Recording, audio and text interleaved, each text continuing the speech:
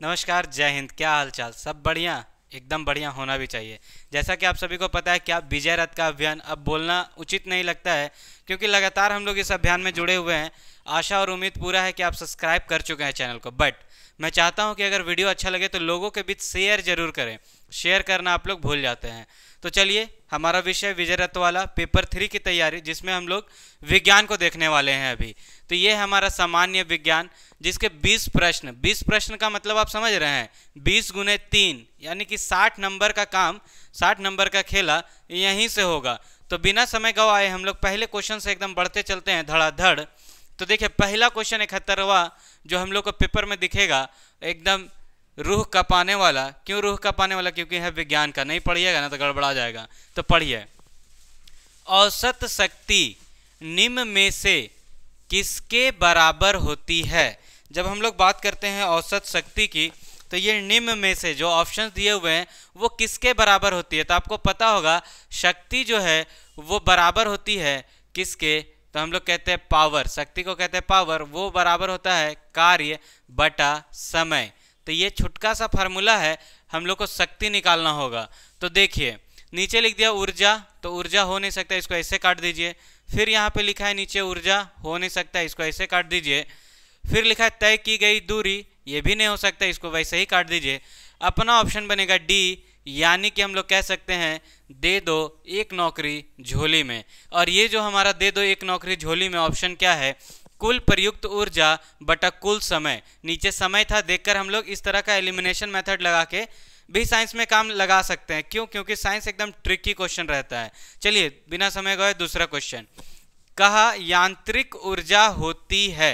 यांत्रिक ऊर्जा मतलब इसको कहते हैं हम लोग क्या? तो इसको कहते हैं अपन लोग मैकेनिकल एनर्जी। और ये जो मैकेनिकल एनर्जी है ना सर, तो बोलिएगा हाँ। तो ये किसके बराबर होता है? तो ये होता है kinetic energy plus potential energy, स्थितिज ऊर्जा और गतिज ऊर्जा के बराबर। तो देखिए, ऐसा कहीं ऑप्शन दिख जाएगा, उसको सीधा टिक करेंगे। किसी गतिमान वस्तु द्वारा अवशोषित नहीं होगा, यांत्रिकी कार्यों द्वारा नहीं होगा, किसी वस्तु की गतिज ऊर्जा और स्थितिज ऊर्जा का योग, योग मतलब होता है जोड़।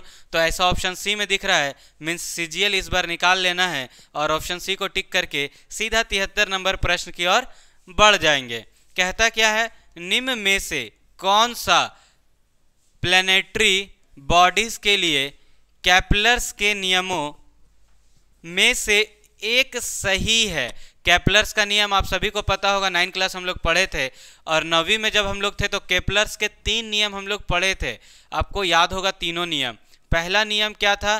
तो ये जो आपका प्लेनेटवा है ना, ये जो ग्रह है ना, वो इलिप्टिकल पाथ में घूरता है और सूर्य को रखता है बीच में। दूसरा का नियम क्या था?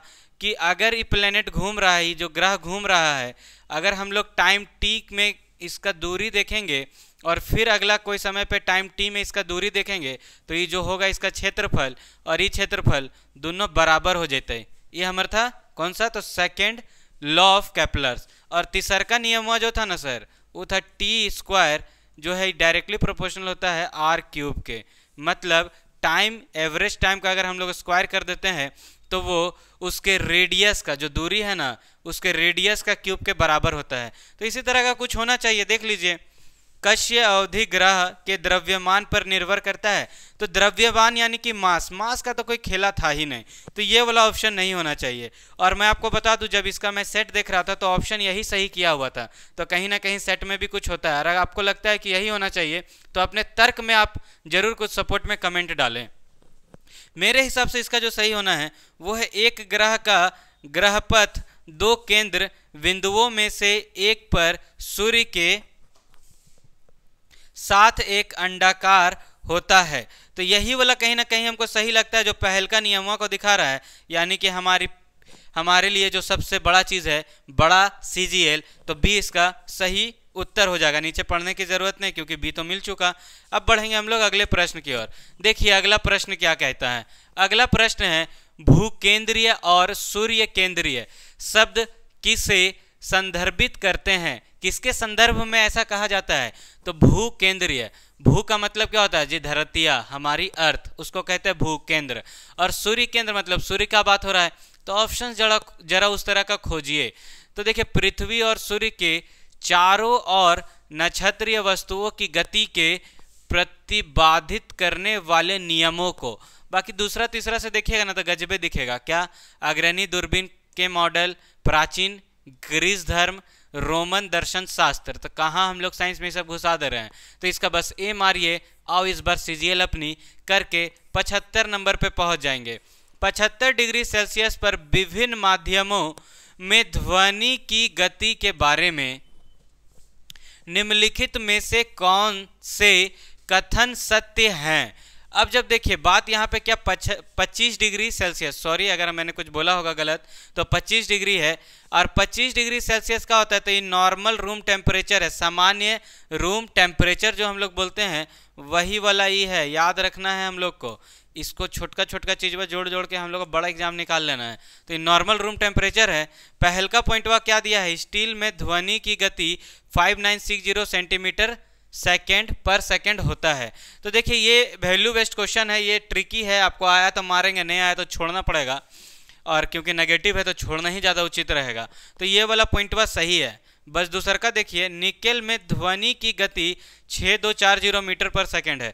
तो देखिए निकल में ध्वनि की गति, तो निकल में जो है ना ये कहीं ना कहीं इससे ज़्यादा नहीं हो सकता है। और ये मीटरवा में दिया है, सेंटीमीटरवा में दिया, मतलब ये तो ज़्यादा दे रहा है, तो होगा नहीं। सबसे ज़्यादा स्टीले में होता है। तो बस बोलिए केवल एक सही है, ऐसा ऑप्शन आपका ए है। और सीजीएल अपने मुट्ठी में करके हम लोग 76 नंबर पे पहुंच जाएंगे। निम्नलिखित में से कौन सा, ये जो लिखना था इसको लिखना था कौन सा मिरन अलग अलग फनल, हाँ मिश्रण इसको लिखना था। यहाँ पे गलत प्रिंट कर दिया, बुकवा वाला थोड़ा नशा में होगा पता नहीं। तो कौन सा मिश्रण अलग अलग कीपो यानी कि फनल द्वारा अलग किया जा सकता है, मतलब फनल सेपरेटिंग मेथड। जो सीबीएसई वाले होंगे ना उसको याद होगा, फनल सेपरेटिंग मेथड कीपो द्वारा अलग करते थे। ऐसे एकदम फनलवा प्यारा सा दिखता था फोटोवा हम लोग एनसीईआरटी में, और यहाँ पे ऐसे भाल्व लगा रहता था।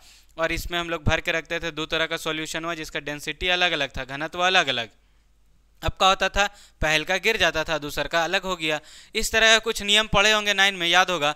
तो यहाँ पे जिसका घनत्व अलग अलग है उसको करेंगे। और जब तेलवा को पनिया में डालिएगा ना तो दिखेगा दोनों तेलवा जो ऊपर छपलल दिखता है। तो बस यही वाला इसका सही है। मारिए ऑप्शन सी, सीजीएल अपने मुट्ठी में। और निकल जाइए अगले प्रश्न 77 नंबर के लिए।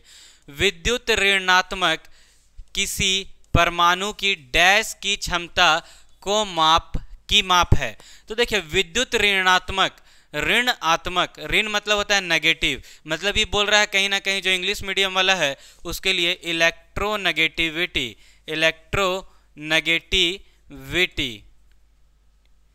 इलेक्ट्रोनेगेटिविटी का बात कर रहा है हमारा प्रश्न। तो इलेक्ट्रोनेगेटिविटी मीन्स कितना इजीली इलेक्ट्रॉनों को वो अपने तरफ चिपका लेगा। हम चाहते हो उसको पूरे सीने से लगाना तो किस तरह से लगा सकते हैं, उसी तरह का यहाँ पे दिखाता है कौन, तो विद्युत ऋणात्मक इलेक्ट्रोनेगेटिविटी। और ऐसा देखिएगा जब ऑप्शन तो प्रतिकर्षित वाला बात होगा, नहीं प्रोटॉन का तो बातें नहीं करना, दो ऐसे कट गया। इलेक्ट्रॉन को आकर्षित, जी हाँ डी यानी कि इस बार दे दो सीजीएल एक नौकरी। तो बस ये हो जाएगा हमारा सही। और बढ़ जाएंगे 78 नंबर पे। निम्न में से किसका प्रयोग निसंक्रमक और कीटाणुनाशक के रूप में किया जाता है? तो इन सभी में से किसका ऐसा रोल है? तो ऐसा रोल हम लोग को है CaO, डी इसका सही हो जाएगा। CaO मीन्स कैल्शियम ऑक्साइड, इसी को कहते हैं हम लोग बुझा हुआ चूना। और अगर आ जाएगा चूना पानी तो यही वाला को कहते हैं CaOH2 चूना पानी। और ये तो कैल्शियम क्लोराइड हो गया। ये फार्मूला लिखते लिखते वो थोड़ा सा बोलते हैं ना नशा में थका, गड़बड़ा गया है। CaOCl2 लिखना चाहता था, मतलब कैल्शियम ऑक्सीक्लोराइड, जो कि ब्लीचिंग पाउडर का फार्मूला है। ब्लीचिंग पाउडर का पूछ देगा ना तो इसको सीधा झट से टिक मार के आगे बढ़ जाना है। ये थोड़ा नशा में बनाया है, सेटवा गड़बड़ा गया है। देखिए 79 नंबर, इनमें से कौन सा सही मिलान नहीं है? जी हाँ, यहीं पे हम लोग घबराते हैं और गड़बड़ाते हैं। नहीं है देखना है। पहल का लिखा है नींबू और नींबू में लिख दिया है ससुरा ऑक्जेलिक आम्ल। हम लोग को पता है ना नींबू में कौन सा साइट्रिक, तो पहल के दे दिया गड़बड़। और यहाँ से हम लोग एक चीज़ सीख के जाएंगे, क्या इमली में पाया जाता है टार्टेरिक अम्ल, याद रखिएगा। चींटियों के डंक में पाया जाता है फॉर्मिक अम्ल और खट्टा दूध में पाया जाता है लैक्टिक अम्ल। ये 3 को सीखे और एक गलत वाला हम लोग निकाल लिए।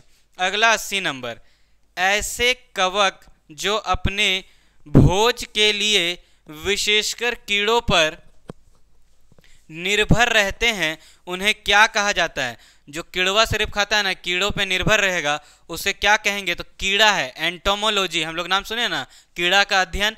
तो उसी तरह का कुछ दिखेगा पगला सा नाम, और ऐसा दिख रहा है आपको ऑप्शन डी में एंटोमोपैथोजेनिक।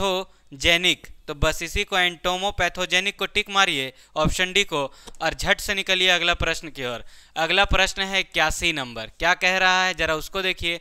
डैश उत्तक की कोशिकाएं बहुत सक्रिय होती है। सक्रिय कौन होगा? जो ज्यादा एक्टिव होगा। अब आगे लिखा, इनमें घने कोशिका द्रव्य यानी कि साइटोप्लाज्म और पतली कोशिका रस भित्तियां, मुख, नाभिक और कम रिक्तिकाएं होती हैं। तो ऐसा हमरा केकरा में देखे के मिलेगा? तो हमको मिलेगा ऐसा, याद रखिएगा, मेरिस्टेमेटिक, जो डिवाइड हो सकता है, जो बड़ा हो रहा है, ग्रो कर रहा है। तो मेरिस्टेमेटिक जहां दिख जाएगा उसी को टिक, पहले ही दिख रहा है विभाज्योतक। हिंदी वाला इसको बोलते हैं विभाज्योतक और अंग्रेजिया वाला इसको बोलेगा मेरिस्टेमेटिक। ऑप्शन ए में है।